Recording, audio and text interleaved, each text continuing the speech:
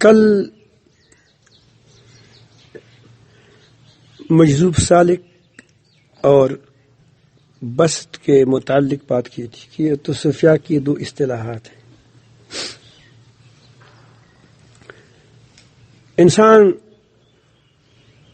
ذوق شوق سے نماز پڑھتا ہے، روزہ رکھتا ہے، اور وہ نفلی روزے، ذکر اذکار کرتا ہے، مزہ ہوتا ہے، اللہ تعالیٰ سامنے ہوتا ہے، بڑا کیفیت طاری ہوتی ہے اس پر. کچھ عرصے کے بعد ایک دم نہ نماز میں مزہ رہتا ہے نہ ذکر میں مزہ رہتا ہے. جتنے دینی شوق ہے وہ ختم ہو جاتی ہے. یا اللہ آئی کیا ہوا، پھر وہ پریشان ہو جاتا ہے. پھر آہستہ آہستہ پہلے نفل پڑھتے تھے، اب تھوڑا سا کہ چلو کوئی بات نہیں، یہ نفل چھوڑ دو، یہ چھوڑ دو، یہ چھوڑ دو. پھر کبھی ایسا بھی ہوتا ہے کہ وہ فرض کے بارے میں بھی کوتاہی کرنے لگتا ہے. کہیں جماعت کے ساتھ پڑھی، کہ وہ جماعت سے نہیں پڑھی. تو یہ قبض کے اثرات ہیں. یہ کیا ہے؟ قبض کے اثرات ہیں. حالانکہ یہ دونوں پہی ہونی چاہیے، بسط بھی ہونا چاہیے، قبض بھی ہونا چاہیے. تو جو لوگ ہوشیار ہوتے ہیں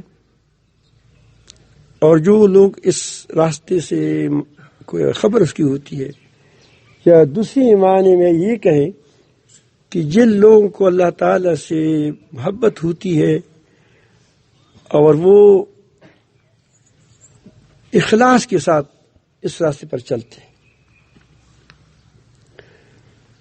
تو پھر وہ پریشان تو ہوتے ہیں کہ کیفیات کیوں غائب ہو گئے. استغفار پڑھتا ہے، اللہ تعالیٰ سے روتا ہے، یا اللہ تو مجھ سے ناراض ہوتا ہے. یہ بڑے اس کے کام کی بات ہے، یہ اس کی کام کی بات ہے. گویا مجھے اللہ تعالیٰ مجھ سے روٹ گیا. والضحیٰ واللیل اذا سجا ما ودعک ربک وما قلی وللآخرۃ خیر لک من الاولی. تو تجھ کو اللہ تعالیٰ نے نہیں چھوڑا ہے، مجھے چھوڑ دیا، کیا ہوا؟ یہ کیفیت طاری ہو جاتی ہے. تو اس کیفیت میں کی فوائد بھی بہت ہیں، نقصانات بھی ہیں. جس طرح وسط کے نقصانات بھی ہیں اور فوائد بھی ہیں.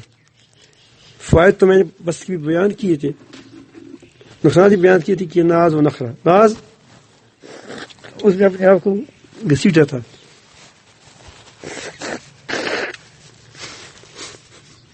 تو قبض کی حالت کا نقصان یہ ہوتا ہے کہ آدمی، میں نے بتا دیا کہ کبھی کبھی جو زیادہ پرجوش نہ ہو، پرعزم نہ ہو، تو وہ دین کے اعمال کو چھوڑتے مٹکور ہو جاتا ہے. کیا ہو جاتا ہے؟ مٹکور. جانتے ہو جب گوشت سخت ہو جاتا ہے پھر پکتا نہیں، پھر بڑا مشکل سے پکتا ہے، نئے سرے سے کام شروع ہونا پڑتا ہے. تو یہ اس کے نقصانات ہیں.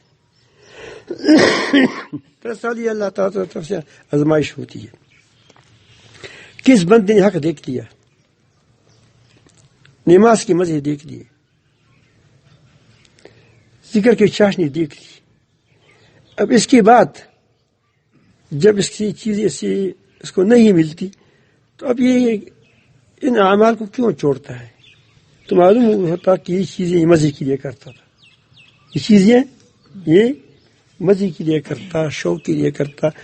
تو مزے کے لیے تو آدمی مٹھائی بھی کھاتا ہے، مزے کے لیے تو آدمی گوشت بھی کھاتا ہے، لیکن جب سیر ہوتے ہو کہ دیکھو بس طبیعت تو چھاٹ گئی.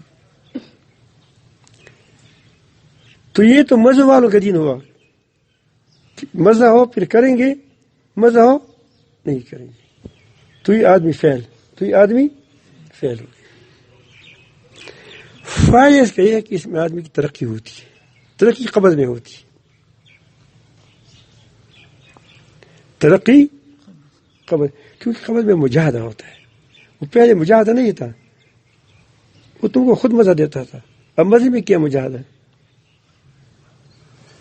ثواب ملتا ہے، جیسے حدیث میں آتا ہے کہ اپنی بیوی کی چومنی سے بھی ثواب ملتا ہے، لیکن مجاہدہ نہیں ہے. کیا ہے مجاہدہ؟ اس میں کوئی مجاہدہ نہیں. اب دل نہ چاہے، شوق نہ ہو، مزہ نہ ہو، اتنی نفل پڑے جتنی پہلے پڑھتے تھے. مجاہدہ ہے یا مجاہدہ نہیں؟ نماز باقاعدہ پڑھتے ہو، ذکر باقاعدہ، بارہ تسبیحات ہے یا کچھ وظیفہ آپ نے لیا ہے، یا ویسے جو تلاوت کرتے ہو یا جو درود شریف پڑھتے ہو، جو آپ اعمال کرتے ہیں اس میں آپ کبھی نہیں کرتے. ابھی مجاہدہ ہے.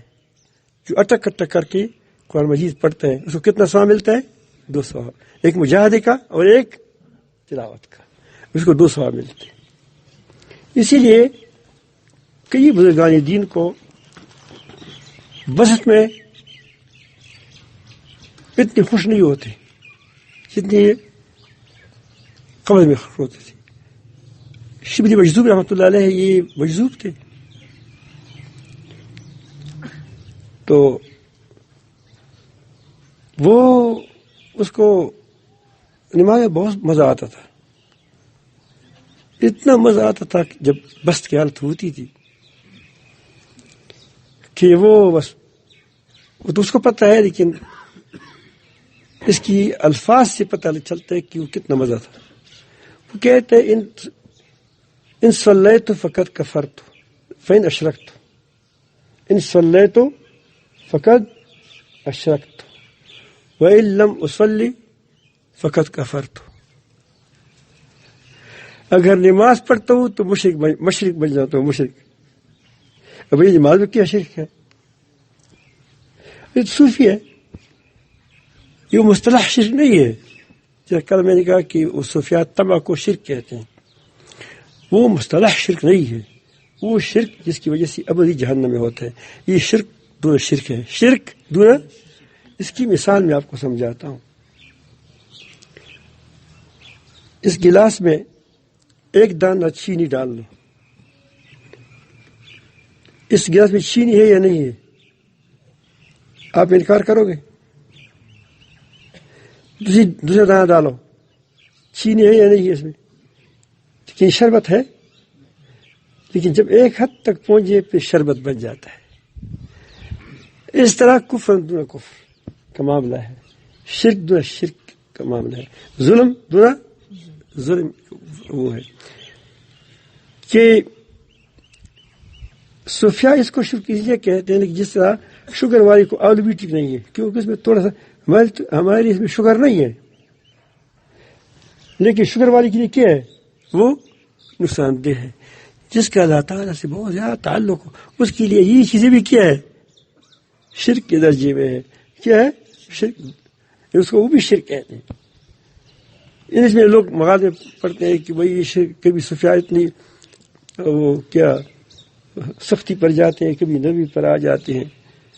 وہ اپنے لحاظ سے تو سختی پر جاتے ہیں، دوسروں کے لیے نرمی پہ جاتے ہیں، دوسروں کے لحاظ سے نرمی پہ آتے ہیں.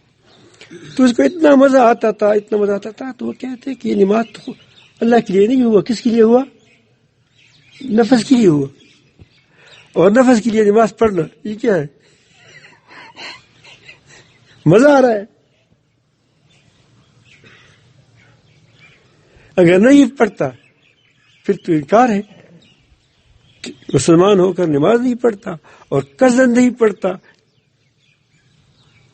تو وہاں بھی وہی بات ہے. سمجھ آئی بات نا؟ ادھر دیکھیں، اس میں پتھروں کے اندر پر جن پتھروں پر پانی آتا ہے وہاں گڑا ہوتا ہے. دیکھا نہیں دیکھا؟ یہ دوام کی برکت ہے. کیا ہے؟ کس کی برکت ہے؟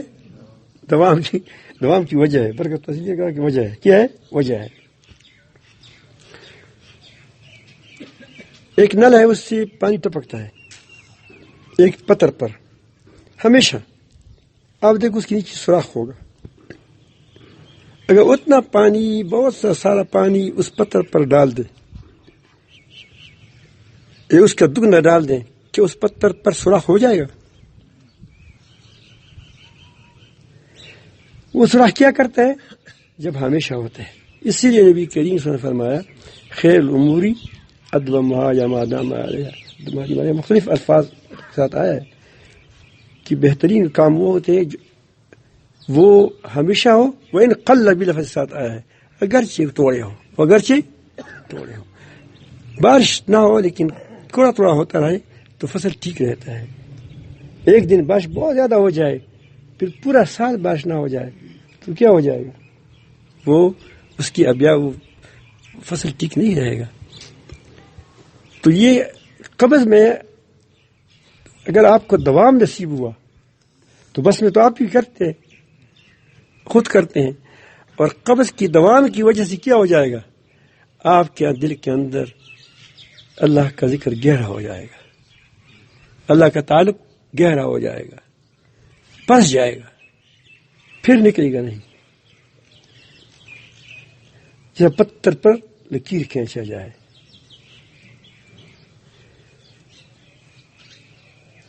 ایک بار سید سلیمان رحمۃ اللہ علیہ کو کسی نے خط لکھا کہ حضرت کبھی کبھی تو ایسی حالت ہوتی ہے کہ نماز پر نماز، ذکر پر ذکر، کوئی ایسے الفاظ تھے، میں وہ الفاظ منعن وہ الفاظ نہیں ہے لیکن مفہوم ہے. یہ بڑا ذوق شوق ہوتا ہے. اور کبھی ایسا حالت ہوتا ہے کہ فرض نماز بھی چھوٹ جاتی ہے تو انہوں نے لکھا کہ اوہو آپ مٹھائی والی نماز پڑھتے ہیں. اسکول کے بچے مٹھائی دے دے، پیسے دے دے تو اسکول جاتے اور نہیں جاتے. قبض آپ اس لیے بات یہ عام بات ہے، سیاحتوں کو پیش آتا ہے تو اس سے گھبرائے نہیں، اس میں ہمت کی ضرورت ہے. اب اس کے ساتھ ایک چیز اور، استغفار کی کثرت کر لے. استغفار کی کر لے، کیونکہ کبھی ایسا بھی ہوتا ہے کہ انسان سے آنکھ لڑک جاتی ہے، بدنظری ہو جاتی ہے، اسی بھی وہ کیفیات غائب ہو جاتے.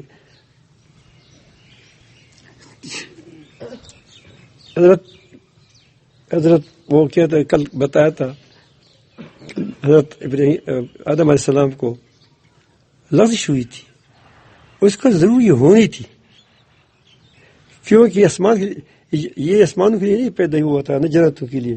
وہاں جنت میں تو اس کے بعد میں ملنا تھا، نتیجہ تھا اس کا، جنت تو نتیجہ تھا.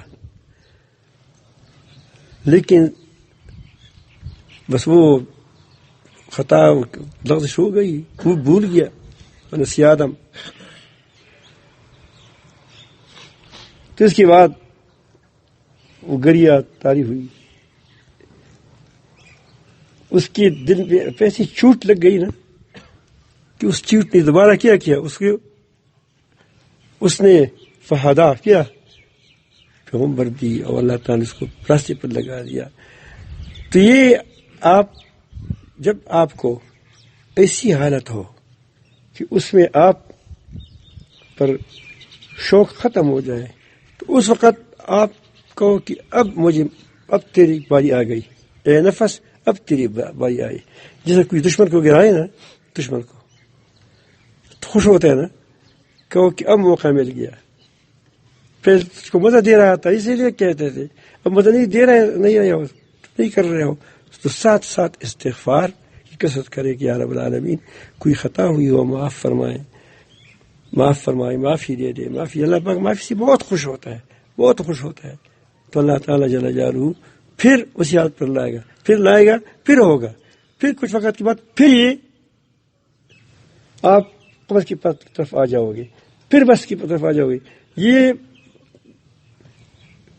بات ہوتی رہی.